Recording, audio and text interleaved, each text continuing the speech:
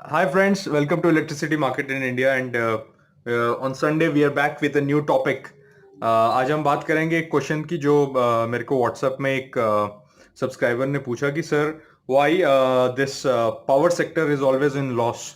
इतना ज़्यादा ड्यूज क्यों है पावर सेक्टर में कि गवर्नमेंट को बार बार में आके आपको 90,000 करोड़ 1 लाख करोड़ 1,25,000 करोड़ का बेल आउट पैकेज देना पड़ता है फ्रॉम टाइम टू टाइम। और हर साल हम देख रहे हैं उदय स्कीम आ रहा है। कोई एक नया स्कीम हर साल अनाउंस करना पड़ता है सेंट्रल गवर्नमेंट को to bail out this sector. So ऐसा क्यों होता है regularly? Why this sector is not so profit making? इसमें इतने सारे इतना पैसा जुड़ा हुआ है, इतने लोग काम करते हैं, बट फिर इस सेक्टर में इतनी इश्यूज क्या हैं जी बार बार आके सेंट्रल गवर्नमेंट को बेल आउट करना पड़ रहा है? तो आज मैं छोटे में समझाता हूँ कि ये इशू क्या है, इतने दिन इतने इतनी लॉसेस क्यों होती है इस सेक्टर में, एंड इसको बेल आउट करने का क्या उपाय है और इसको सेल्फ सस्टेनेबल बनाने का क्या उपाय है। तो stay tuned to this video presentation and अगर आप लोगों को अच्छा लगे तो subscribe to this channel and hit the like button if you like this video, today's video. So let's try and understand this concept कि डिस्कॉम्स इतनी loss क्यों करती हैं। इस सेक्टर में इतना मेजर लॉस डिस्कॉम्स की वजह से है। तो डिस्कॉम्स क्यों लॉस करती है? डिस्कॉम का मेन काम है एक तरफ से पावर खरीदना और एक तरफ पावर को डिस्ट्रीब्यूट करना। So that is what distribution company, इसीलिए नाम डिस्कॉम बोलते हैं। So it distributes power. एक तरफ से पावर परचेज एग्रीमेंट के थ्रू वो पावर खरीदती है और दूसरी तरफ वो उस पावर को बेचती है। किसको बेचती है? रेसिडेंशियल कस्टमर, जैसे हमारे घरों में लाइट आती है। देन और किसको बेचती है? इंडस्ट्रियल कस्टमर को बेचती है, कमर्शियल कस्टमर को बेचती है, एग्रीकल्चरल लोड होता है वहां बेचती है, रेलवेज को बेचती है। So there are various segments of customer जिसको वो पावर बेचती है। तो आइडल सिनेरियो में क्या होना चाहिए कि सपोज इसने इस तरफ से अगर 4 रुपए की पावर खरीदी जनरेटर्स को, और इस तरफ जनरेटर्स कौन कौन है? ये थर्मल पावर प्लांट्स हो सकते हैं, हाइड्रो पावर प्लांट्स हो सकते हैं, विंड हो सकता है, सोलर हो सकता है। तो इस तरफ से वो पावर खरीद रहे हैं एट डिफरेंट टैरिफ, 2 रुपए 3 रुपए 4 रुपए 5 रुपए, जो भी टैरिफ है उसमें इस तरफ से वो पावर खरीद रहे हैं। इस पावर को जब वो खरीद रहे हैं तो इसके साथ वो अपना खर्चा भी जोड़ते हैं, अपना सैलरीज ऑफ एम्प्लॉयज, ओएनएम का खर्चा, कैपेक्स का खर्चा, सब कुछ जोड़ने के बाद ये जो सपोज 3 रुपए की पावर इस तरफ से आई जो जनरेटर्स लोगों से उसने खरीदी, उसके ऊपर उन्होंने अपना खर्चा चढ़ाया सपोज और 2 रुपए। तो ये जो रेट बना 5 रुपए, इसके ऊपर वो एक रिटर्न एक्सपेक्ट करते हैं कि इतना तो हो गया मेरा power purchase cost plus my O&M cost, then I add another 15% to 14 to 15% of return which I expect.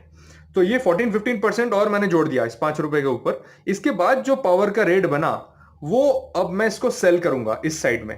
किसको? रेसिडेंशियल कस्टमर को, कमर्शियल को, इंडस्ट्रियल को, एग्रीकल्चर को, होर्डिंग्स को, ऑल दिस कैटेगरीज को मैं सेल करूंगा।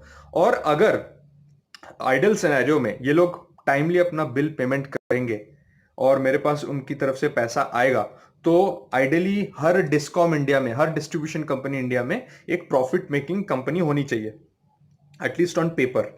कि अगर मैंने 100 रुपए का पावर खरीदा, उसके ऊपर मैंने अपने खर्चे जोड़े 20 रुपए, तो 120 रुपए के ऊपर मैंने और 14% रिटर्न पकड़ा, तो 130-40 रुपए में मैंने बेचा और वो पैसा वापस आ गया, तो मैं बेसिकली 10-15 रुपए प्रॉफिट में रहूंगा। बट ऐसा हो नहीं रहा है। Most of the discoms India में लॉस में है, और वो छोटा मोटा लॉस नहीं है, ये लॉस हजार करोड़ों में इसका लॉस है।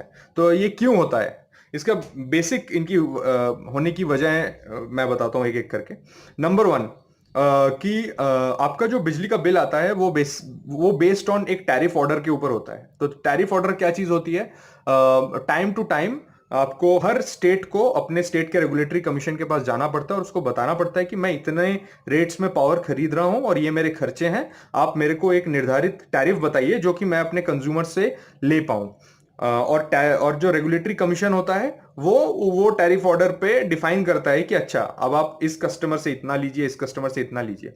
ये चीज हर साल होनी चाहिए, बिकॉज हर साल आपका जो पावर परचेज कॉस्ट है वो बदलता रहता है। लेकिन इंडिया में मेजॉरिटी ऑफ स्टेट्स में जो टैरिफ ऑर्डर है वो समय पे नहीं आता है। कई कई स्टेट में तो 4-5 साल से पुराना टैरिफ ऑर्डर चल रहा है। तो हो क्या रहा है, जो डिस्ट्रीब्यूशन कंपनी है उसको इस तरफ जो जनरेटर्स हैं उसको तो टाइमली पैसा देना पड़ रहा है, लेकिन इस तरफ से वो अंडर रिकवरी कर रहा है, मतलब जितना पैसा कस्टमर से लेना चाहिए उतना ना लेके पुराने टैरिफ ऑर्डर पे पावर का बिल बना रहा है और पैसा रिकवर कर रहा है। तो ये तो पहली वजह हो गई कि under recovery of your actual power purchase cost, जिसकी वजह से डिस्कॉम्स नुकसान में है। तो इसमें क्या, इसका वे आउट क्या है? इसका वे आउट है आपको हर साल टैरिफ ऑर्डर बनाना है। आपको रेगुलेटरी कमीशन में हर साल अपना टैरिफ ऑर्डर रिवाइज करके फाइल करना है। कई स्टेट्स में मल्टी ईयर टैरिफ का भी कंसेप्ट है, मतलब एक साथ 3-4 साल का टैरिफ ऑर्डर एक साथ आता है। That is also fine. कई स्टेट्स में वो टाइमली हो रहा है मल्टी ईयर टैरिफ। अगर वो भी होगा तो डिस्कॉम्स के लॉसेस कम हो जाएंगे। जो सेकंड इशू है on the losses of discom is under billing. Under billing क्यों होता है? क्योंकि वो स्पेशल स्टेट्स जहां पे मेजॉरिटी ऑफ पॉपुलेशन रूरल है, कई जगहों में तो भी इलेक्ट्रिसिटी मीटर्स भी सही से नहीं लगे हैं, और या कई जगहों में लगे हैं तो वहां पे उसकी जो बिजली का बिल देखने के लिए भी कोई नहीं जाता है और उसको रिपोर्ट भी नहीं करता है। प्लस जब बिल रेज हो जाते हैं उसको कस्टमर पे नहीं करते तो कोई रिकवरी एजेंट भी नहीं है वो जाके उसको रिकवर करे। तो ये जो अनबैलेंसिंग है, बिल टाइम पे रेज करना और टाइम पे पेमेंट रिसीव करना, रिकवर करना फ्रॉम कस्टमर, ये चीज भी मिसिंग है कई स्टेट्स में। और स्पेशली क्यों मिसिंग है? बिकॉज इलेक्ट्रिसिटी हमारे देश में एक पॉलिटिकल मुद्दा है। कई स्टेट गवर्नमेंट्स बदल जाती हैं इलेक्ट्रिसिटी के, अगर वो रेट बढ़ा देती है या फिर बहुत ज्यादा दबाव डालती है कस्टमर्स को पेमेंट करने के लिए, तो हमने देखा है कि सरकारें बदल जाती हैं कई स्टेट्स में। सो जब तक ये माइंडसेट चेंज नहीं होगा इंडियन कस्टमर्स का कि हमें टाइम पे बिल पे करना है, और माइंडसेट पॉलिटिकल नेताओं का भी नहीं चेंज होगा कि हमको इलेक्ट्रिसिटी मार्केट को एक इंडिपेंडेंट बॉडी की तरह रन करना है, not as a political agenda, तब तक ये डिस्कॉम्स के लॉसेस चलते रहेंगे।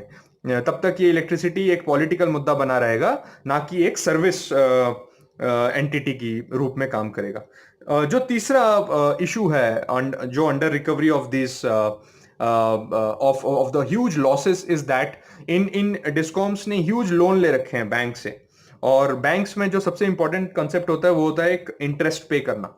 सो अगर आप देखें इन डिस्कॉम्स के लॉसेस, तो उसमें मेजॉरिटी 30 से 40% तो इनका सिर्फ इंटरेस्ट पे आउट जाता है। मतलब प्रिंसिपल तो पे करना ही है, इसके अलावा इंटरेस्ट भी पे करना है, और ये इंटरेस्ट जो है कंपाउंड इंटरेस्ट की तरह हर साल बढ़ते ही रहते हैं। मतलब हो सकता है एक डिस्कॉम का कोई नया पावर सेक्रेटरी आया, कोई नया आईएएस ऑफिसर आया, बहुत एक्टिव आया, उसने अपने टैरिफ ऑर्डर टाइम पे निकाले, उसने बिलिंग एकदम टाइम पे चालू कर दी और उसका रिकवरी भी अच्छा आने लगा, बट फिर भी वो डिस्कॉम लॉस पे रहता है बिकॉज उसके प्रीवियस जो इंटरेस्ट पे आउट्स हैं वो इतने ज्यादा हो जाते हैं, माउंटिंग हो जाते हैं बैंक्स को, जो उनको प्रिंसिपल प्लस इंटरेस्ट देना है, वो एक बहुत बड़ा नंबर बन जाता है।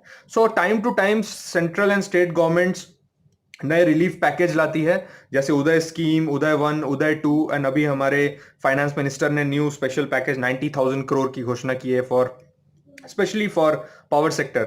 सो जब तक हमारी पावर सेक्टर टोटली मॉडर्नाइज नहीं हो जाती, टाइमली टैरिफ ऑर्डर नहीं बनाती, रिकवरी ऑफ बिल्स नहीं करती, तब तक ये चीज चलता ही रहेगा। ये एक कंटिन्यूअस प्रोसेस है, और this is unfortunate, but I hope धीरे धीरे lot of smart meters will come and lot of new innovation will happen in power sector which will make sure that these distribution companies are self sufficient and they run on their own. So friends, I hope आपको idea लगा कि what goes into making the tariff orders and what goes into making the distribution company self reliant. So in case आपके और भी कुछ आपको कैसा लगा ये वीडियो, आप अपने कमेंट बॉक्स में जरूर लिखें, एंड अगर आपको और कोई नई टॉपिक्स के ऊपर जानना है तो मुझे कमेंट करें, मैं उसके ऊपर रिप्लाई करूंगा। Thank you.